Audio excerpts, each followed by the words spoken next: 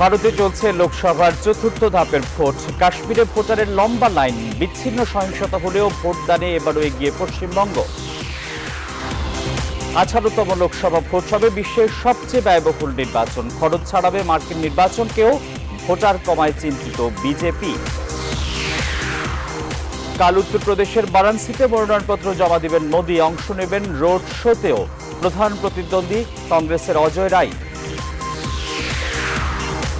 এবং উত্তর গাজায় ফের হামলার প্রস্তুতি ইসরায়েলের, মার্কিন সতর্কবার্তা, যুদ্ধ বন্ধে চাপ দিতে পশ্চিমাদের প্রতি আহ্বান তুরস্কের।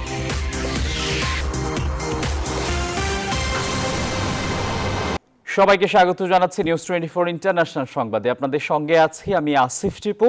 দেখছিলেন ওয়ালটন ননস্টপ মিলিয়নিয়ার অফার। প্রধান শিরোনাম এবারে বিস্তারিত। ভারতের লোকসভা নির্বাচনে চলছে চতুর্থ ধাপের ভোট গ্রহণ। শেষ হবে বাংলাদেশ সময় সন্ধ্যা 6:30টায়।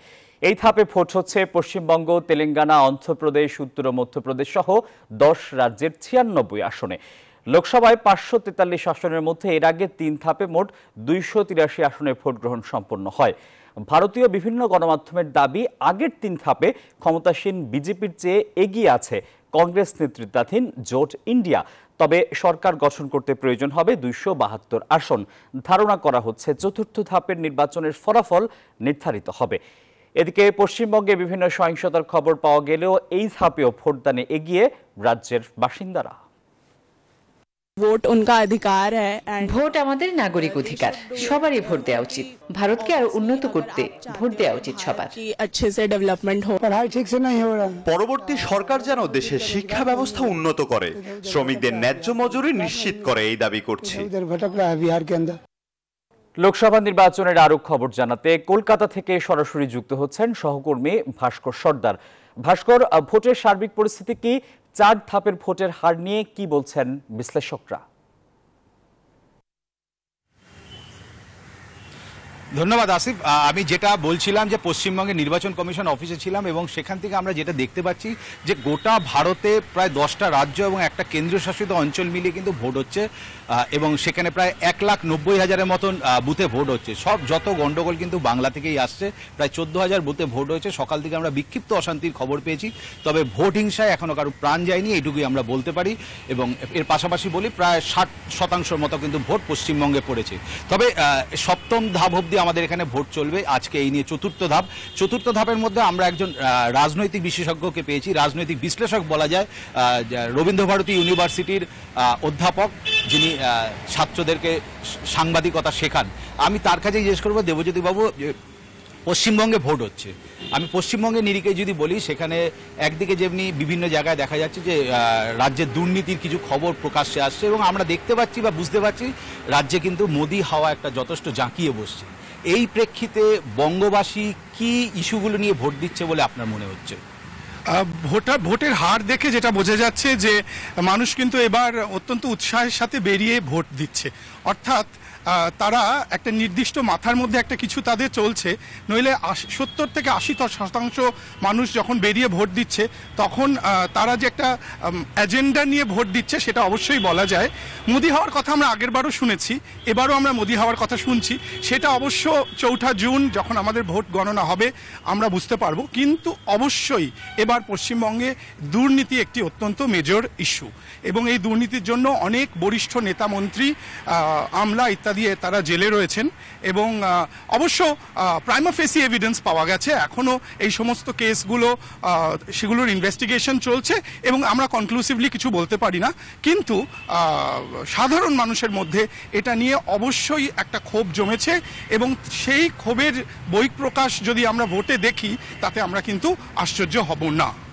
একেবারে যেটা দেবজ্যোতিবাবু বললেন যে সেই দিক দিয়ে কিন্তু আমরা সত্যি ভোটটা দেখছি। কিন্তু এর সঙ্গে কোড আনকোড আমি বলে রাখবো, পশ্চিমবঙ্গে কিন্তু ভোট হচ্ছে মোদি এবং মমতাকে দেখে। প্রার্থী তো আছেই, কিন্তু এই দুজন ব্যক্তিকে দেখে কিন্তু ভোট হচ্ছে।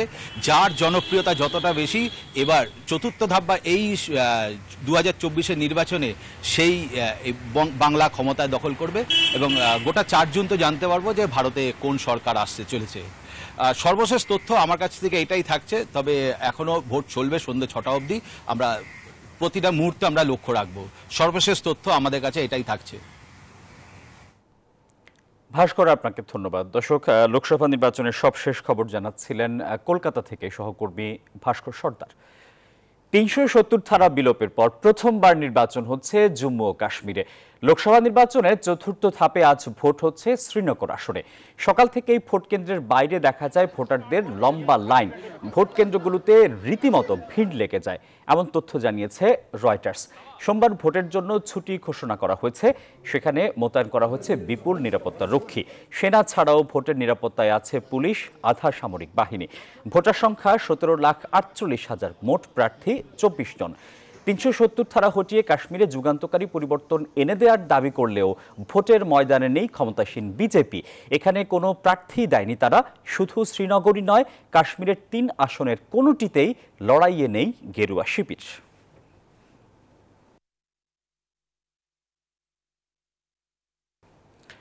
১৮তম লোকসভা ভোট হতে চলেছে বিশ্বের সবচেয়ে ব্যয়বহুল নির্বাচন। দেশটিতে গেল ২ দশকে জনসংখ্যা বৃদ্ধির হার ২৭%। সেখানে একই সময়ে ১৬৫% বেড়ে গেছে নির্বাচনী ব্যয়। এই নির্বাচনের খরচ ভারতের ২০১৯ সালের নির্বাচন তো বটেই, এমনকি ছাড়িয়ে যেতে পারে ২০২০ সালের মার্কিন নির্বাচনের খরচকেও। বিশ্বের সবচেয়ে জনবহুল দেশ ভারত। বড় দেশ হওয়ায় ভোটারের সংখ্যাও অনেক বেশি, আর তাদের সবার কাছে পৌঁছাতে একটু বেশি পরিমাণেই খরচ করতে হয় রাজনৈতিক দলগুলোকে। তবে দেশটির নির্বাচনী ব্যয়ের অঙ্কটা ভারতীয় ভোটারের সংখ্যার চেয়েও অনেক বড়। দেশটিতে গেল ২ দশকে জনসংখ্যার বৃদ্ধির হার ২৭%, যেখানে একই সময়ে ১৬৫% বেড়ে গেছে নির্বাচনী ব্যয়। ভারতের সেন্টার ফর মিডিয়া স্টাডিজের তথ্যানুযায়ী ২০১৯ সালের নির্বাচনে বিজ্ঞাপন, দলীয় কর্মীদের মজুরি এবং পরিবহন খরচ মেটাতে চলে গেছে অর্ধেকেরও বেশি পার্টি ও প্রার্থীর ব্যয়ের একটা বড় অংশ। এবারও ভোটারদের নিজেদের দিকে টানতে ব্যয়বহুল, পরিশীলিত ও চটকদার অনেক উপায় বেছে নিচ্ছেন নেতারা। গুগল বলছে, এবারের নির্বাচনের আগের মাসগুলোতে বিজ্ঞাপনের পেছনে যে ব্যয় করা হয়েছে তা গেল নির্বাচনের তুলনায় বেশি ৬ গুণ। ভোটারদের জন্য মিষ্টি কেনা, মদ, টেলিভিশন, ছাগল উপহার দেওয়াও নির্বাচনী ব্যয় বাড়ার অন্যতম কারণ। ক্যালিফোর্নিয়া বিশ্ববিদ্যালয়ের এক গবেষণায় জানা গেছে, ভোটারদের উপহার দিতে গিয়ে বেশিরভাগ সময়ই চাপে পড়ে যাওয়ার বিষয়টি স্বীকার করেছেন ভারতের ৮০% প্রার্থী। তবে ভারতীয় নির্বাচনী আইন অনুযায়ী এত বড় বড় উপহার দিয়ে ভোটারদের নিজের দলে টেনে আনা অবৈধ। ১৫ এপ্রিল ভোট শুরুর ১ সপ্তাহ আগে নির্বাচন কমিশন জানিয়েছিল, লেভেল প্লেইং ফিল্ড নিশ্চিত করতে অভিযান চালিয়ে নগদসহ ৪,৭০০ কোটি রুপির উপহার সামগ্রী জব্দ করা হয়েছে, যা একটি আংশিক চিত্র মাত্র। প্রচারণার সময় খরচের এই বাড়াবাড়ি পরবর্তীতে নির্বাচনী ব্যক্তিকে প্রভাবিত করে। জয়ী হওয়ার পর নেতাদের মধ্যে তৈরি হয় খরচের ক্ষতি পুষিয়ে নেওয়ার মনোভাব।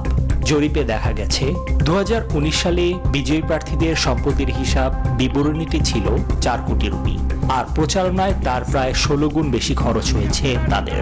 বেশিরভাগ ক্ষেত্রেই দেখা যায় খরচ করা অর্থ বৈধ উপায়ে অর্জিত নয়। নিবিন আমিন, নিউজ 24। ভারতের লোকসভা নির্বাচনের প্রথম ৩ ধাপের ভোট গ্রহণ শেষ হলেও আশানুরূপ ভোটের উপস্থিতি না থাকায় চিন্তার ভাঁজ ক্ষমতাসীন দল বিজেপির কপালে। গেলবারের নির্বাচনের চেয়ে এবার কয়েক গুণ পিছিয়ে আছে ক্ষমতাসীনরা। শুরুতেই নরেন্দ্র মোদী ৪০০ আসন জয়ের যে স্লোগান দিয়েছিলেন তা কেবলই স্বপ্নই থেকে যেতে পারে বলে মনে করা হচ্ছে। ভারতের লোকসভা নির্বাচনের প্রথম ২ দফার ভোটের প্রাথমিক হার যেমন ছিল, তৃতীয় ধাপেও তার বিশেষ হেরফের হলো না। ভোটার হার কেন সেভাবে বাড়ছে না, মানুষের মধ্যে উদ্দীপনা কেন অতীতের তুলনায় কম, তা নিয়ে রাজনৈতিক মহলে চলছে বিশ্লেষণ। প্রথম ২ দফার ভোটের পরেই বিজেপির প্রচারে আচমকা চলে আসে হিন্দু মুসলমান বিভাজন। নির্বাচনকে কেন্দ্র করে দেওয়া নানা বক্তব্যে মোদী রাজনৈতিক মেরুকরণ করেছেন। এরপরে এবার অনুপ্রবেশকারী ইস্যুতে কংগ্রেসকে তোপ দিয়ে গেছেন। মনে করা হচ্ছে প্রথম ৩ ধাপে ভোটের কম হারে বিজেপি বেশ চিন্তিত। তৃণমূল কংগ্রেস এখানে বাংলায় একা লড়বে। ইতিহাস ঘাটলে দেখা যায় যেসব লোকসভা নির্বাচনে ভোটের হার কম পড়েছে সেগুলোতে ভারতীয় জনতা পার্টি বিজেপি আসন পেয়েছে কম। ২০০৪ সালের নির্বাচনে ভোট পড়েছিল ৫৮.০৭%। তখন বিজেপির নেতৃত্বাধীন জোট ১৩৮টি আসনে জয় পায়, কংগ্রেস পেয়েছিল ১৪৫ আসন। 2009 সালে ভোটার হার ছিল 58.21%। বিজেপি জোটের আসন সংখ্যা কমে হয় 116, কংগ্রেস জয় পায় 206 আসনে। 2014 সালে ক্ষমতায় আসে বিজেপি। ওই বছর ভোটার হার ছিল 66.44%। 2019 সালে পুলওয়ামা হামলাকে ঘিরে রাজনৈতিক উত্তাপের মধ্যে ভোট বাড়ে বিজেপির। 67.40% ভোটের ওই নির্বাচনে বিজেপি জোট 303 আসনে জয়ী হয়, কংগ্রেস পায় 52 আসন। সবশেষ তৃতীয় দফায় গত 7 মে 93টি আসনে ভোট গ্রহণ হয়। এতে আগের 2 দফার চেয়েও কম 61.45% ভোট পড়ে। প্রথম 2 দফায় যথাক্রমে 66.1% ও 66.7% ভোট পড়েছিল, যা 2019 সালের চেয়ে 4% কম। এই পরিস্থিতিতে সোমবার চতুর্থ দফার 96টি আসনে ভোট গ্রহণ। চন্দ্রানী চন্দ্রা, নিউজ 24। উত্তরপ্রদেশের বারাণসী আসন থেকে মঙ্গলবার নিজের মনোনয়নপত্র জমা দেবেন ভারতের প্রধানমন্ত্রী নরেন্দ্র মোদী। একই দিন বারাণসীতে এক নির্বাচনী জনসভায় যোগ দেবেন তিনি। আসনটিতে এবার মোদীর প্রধান প্রতিদ্বন্দ্বী কংগ্রেসের অজয় রায়। 2014 সালের লোকসভা নির্বাচনে বারাণসী আসন থেকে জয় পেয়ে প্রথমবার ভারত শাসনের দায়িত্ব পান নরেন্দ্র মোদী।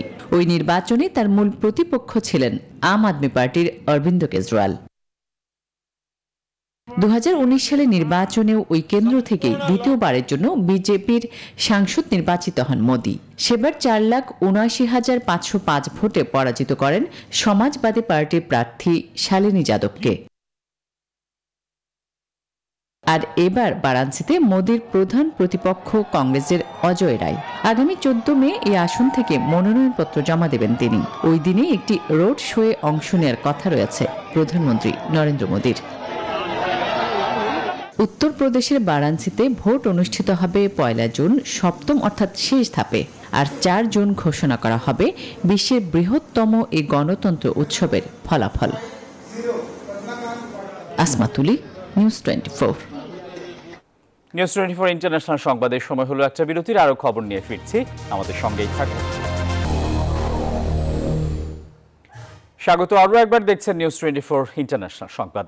ভারতের সংসদীয় নির্বাচনের দীর্ঘ ইতিহাসে অনেক কিছুই পরিবর্তন হয়েছে, পাল্টেছে ভোটের পদ্ধতিও। তবে গেল 63 বছরে ভোটারের আঙ্গুলে কালি লাগানোর রীতি এখনো রয়ে গেছে। কোনো ভোটার যেন একাধিকবার ভোট দিতে না পারে তা শনাক্ত করতেই এই রীতি বহাল রাখার কথা জানিয়েছে দেশটির নির্বাচন কমিশন।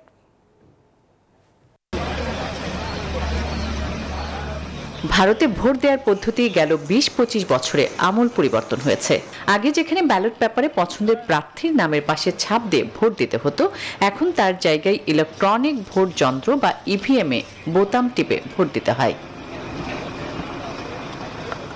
পুরো দেশের নির্বাচনী ফলাফল জানতেও আগে যেখানে 4-5 দিন পর্যন্ত অপেক্ষা করতে হতো, সেখানে এখন মোটামুটি এক বেলার মধ্যেই বেশিরভাগ ফলাফল জেনে নেওয়া যাচ্ছে। তবে একটা ছোট্ট এবং গুরুত্বপূর্ণ রীতি গেল 6 দশকেও এক চুলও বদলায়নি, আর সেটা হলো ভোটের কালি। ভোট দেওয়ার পর ভোটারদের আঙুলে অমোচনীয় কালির দাগ টেনে দেওয়ার রীতিটি এখনো রয়ে গেছে ভারতে। 1962 সালে দেশের তৃতীয় সাধারণ নির্বাচনে প্রথমবার এই রীতি চালু হয়। কোনো ভোটার যেন একাধিকবার ভোট দিতে না পারেন, অর্থাৎ ভোট জালিয়াতি এড়ানোর লক্ষ্যেই অমোচনীয় কালি ব্যবহারের এই পদ্ধতি চালু করেছিল ভারতের জাতীয় নির্বাচন কমিশন, যা এখনো অব্যাহত রয়েছে। সাধারণত আঙুলে কয়েক সপ্তাহ থাকে এই ভোটের কালি। কালির মূল উপাদান সিলভার নাইট্রেট, এর সঙ্গে পানি ও বেগুনি রং মেশানো হয়। আসমা তুলি, নিউজ 24। 19 এপ্রিল শুরু হওয়া ভারতের 18তম লোকসভা নির্বাচন 7 ধাপে শেষ হবে আগামী 1 জুন। মোট ভোটার প্রায় 97 কোটি। তারাই নির্ধারণ করবে ভারতে শাসনভার কাদের হাতে থাকবে। তবে এটি নির্ধারণে কেন দীর্ঘ 1.5 মাস ব্যাপী ভোট, তা জানতে কৌতূহলী অনেকে। সময়ের সাথে পাল্লা দিয়ে বাড়ছে ভারতের জনসংখ্যা, সেই সঙ্গে দীর্ঘ হয়েছে নির্বাচনের সময়ও। প্রায় 97 কোটি ভোটার এবারে নির্বাচনে ভোট দেবেন। ফলে ভারতের এই নির্বাচন হতে যাচ্ছে বিশ্বের এই যাবৎকালের সবচেয়ে বড় নির্বাচন। পরিসংখ্যান বলছে 1980-র দশকে ভোট হয়েছিল মাত্র 4 দিন। 2019 সালে তা দাঁড়ায় 39 দিনে, আর 2024 সালে এই ভোট হচ্ছে 44 দিন ব্যাপী। কারণ 543টি আসনে 18তম লোকসভা নির্বাচনের পাশাপাশি বিধানসভা নির্বাচন হবে 4 রাজ্যে। একই সঙ্গে বিধানসভা উপনির্বাচন হবে 13টি রাজ্যে। প্রায় 1.5 মাস ব্যাপী ভোটের জন্য স্থাপিত হয়েছে 10 লাখেরও বেশি ভোট কেন্দ্র। নির্বাচনকে সামনে রেখে বিপুল সংখ্যক কেন্দ্রীয় নিরাপত্তা বাহিনী মোতায়েন করতে হয়। এবার এই কাজে নিয়োজিত আছেন 1,50,00,000 কর্মকর্তা ও নিরাপত্তা কর্মী। একযোগে ভোট হলে ভারতের মতো বৃহৎ এ দেশে এই সংখ্যা খুবই নগণ্য। দফায় দফায় ভোট গ্রহণের আরেকটি কারণ ভোট কেন্দ্রগুলোতে নিরাপত্তা কর্মীদের পর্যাপ্ত উপস্থিতি নিশ্চিত করা।